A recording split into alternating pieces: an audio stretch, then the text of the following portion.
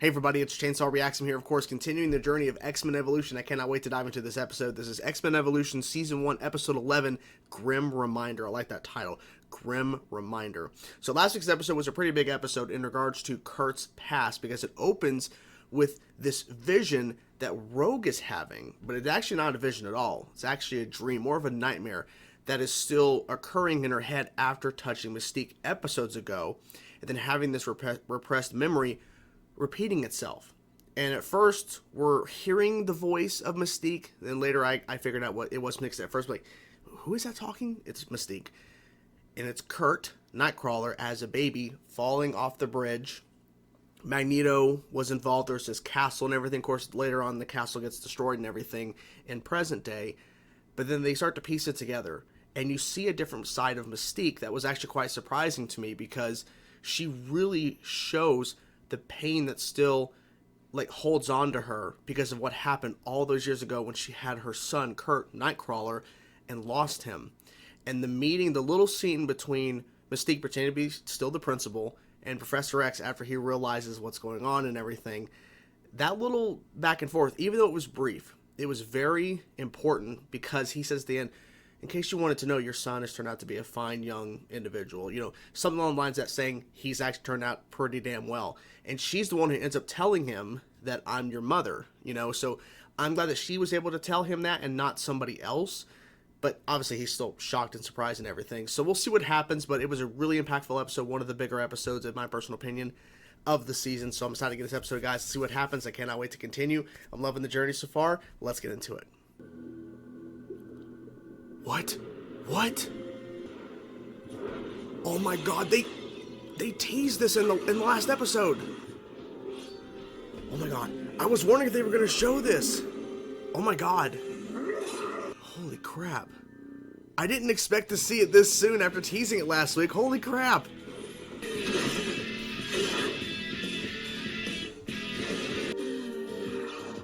Oh, she phased through it. I saw that. Oops.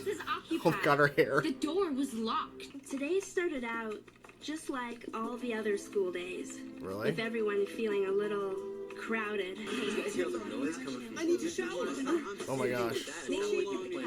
Finding a place to be alone around here is really tricky. A matter of timing. Oh, timing. Sometimes you have to settle. Just enjoying how quiet it is. Okay, alright, I'm starving. Hood-like creature in the Canadian wilderness. Whoa. It's like sometimes Mr. Logan can be so incredibly rude, As a result, you know? authorities have closed Mount McKenna National Park. He's always going off, doing this lone wolf thing.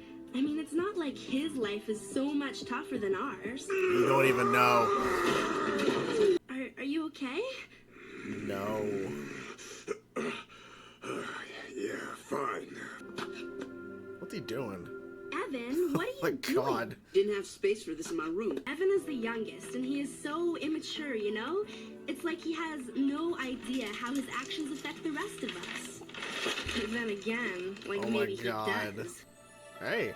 That's a long email she's sending. Thank goodness for Professor Xavier. Something in that news story, I don't know what set me off. Let's talk about it.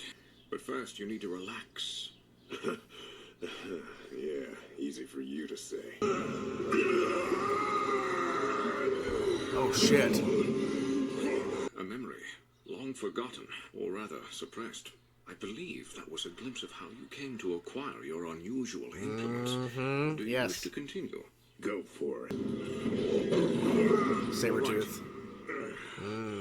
You're going to that mountain in Canada, aren't you? No. You saw on TV and in your nightmares. Happen to pick that up while inside my head. I guess I better sign off before Kurt pops in here and finds me. He's always doing that.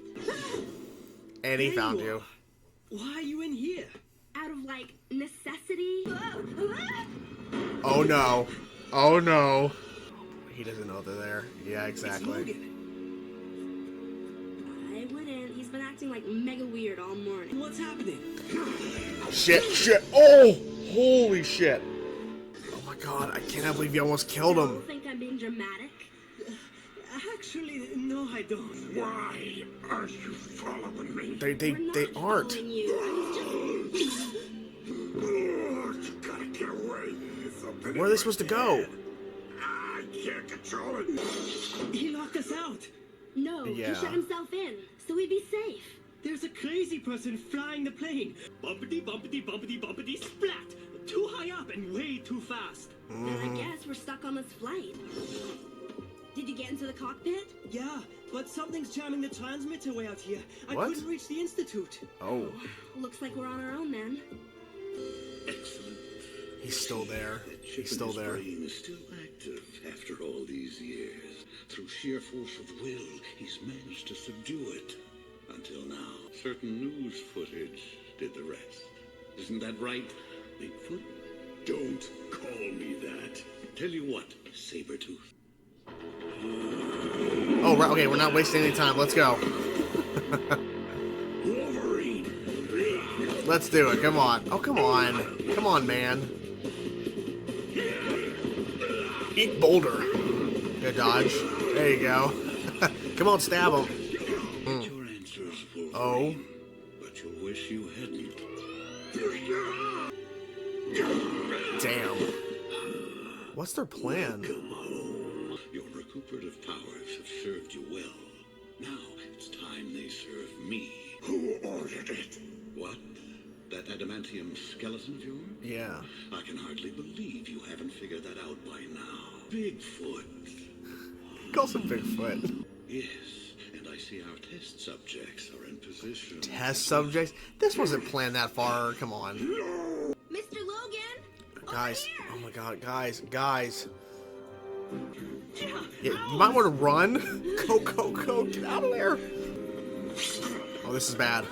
Oh my god, dodge. Yep. Oh. Come on, Katie, get up. Oh shit. Kitty. Run. I know you're not yourself, but at least you recognize me. Shit, he was trying to fight it. Now, yeah. Okay, that's cool. I gotta admit. Okay. Ooh, careful, Jesus. You gotta watch where you're going. The problem is now they're separated. That's the issue. Kitty! She's gone. You're pretty high up. Oh shit. Come on, Bamf. Come on. Got more dramatic because the rain and lightning. Ooh. We're popping out of here. Half pint? Half pint. Come on. Please, try. We had breakfast together just this morning. Don't give up. Do you really want to hurt me, Mr. Logan? No, of course not. Wrong move. Oh, where'd you come from? Jesus Christ. Get down here and protect me. Touch me, and you'll find yourself transported 2 miles into the woods. What? That's where you'll drop. Max? About to say, okay. Break the machine. He's still fighting back, even at max level. I see the problem. Yeah, you do? Okay. I did not expect her to dive through it. You case That shot, though, that's a cool shot. Project Weapon X has been terminated. Oh, yeah. Oh, Jesus. Oh, my God. Did Sabretooth survive? I'm curious. We removed the chip. Is there pain? Oh. Yeah, Yeah, there's pain. not from the wound. Nobody's gonna starve to death. So, like I Oh, said give this it her a morning, moment to write. It's Okay. just been another normal day here at the Xavier Institute. This was an intense and crazy episode. I was not expecting, after teasing in last week's episode, Wolverine's past. Because it was kind of hinted at in terms of Kurt's past. And Logan says something that definitely hints towards he understands, you know, people's problems and their past and everything. Then he stands up and walks away. And there's a shot of Gina and Scott looking at each other like, what? Because he walks away from the conversation. It's definitely hinting and teasing at his origin, how he got his adamantium. And then literally the next episode, this one, they literally show it in flashbacks, in memories, and then we confront the scientist. Now, I looked this up. I actually went to X-Men. I typed in X-Men Evolution, Grim Reminders, or the title, and I looked up the actual Wikipedia of the episode because I'm like, I don't remember them saying this is William Stryker, and it's not specified. This is called the Scientist. This is who this character is. And instead of having William Stryker, and they also mentioned another name of somebody who I guess in some iterations of the comics also gives him his adamantium claws, they replace either of these individuals, mainly William Stryker, with this guy called the Scientist. And I don't know why exactly they would change that, because I would think that William Stryker, they would use that as a part of the origin, since that's a more common like reference point of his origin if you're telling that. But maybe there's a specific reason in this continuity why they're not, or maybe there's a rights issue, because I know that William Stryker popped up in X-Men 2, which I think takes place release-wise a couple years after this, so I'm not sure if there was a character rights issue or they decided they just didn't want to use William Stryker. I don't know.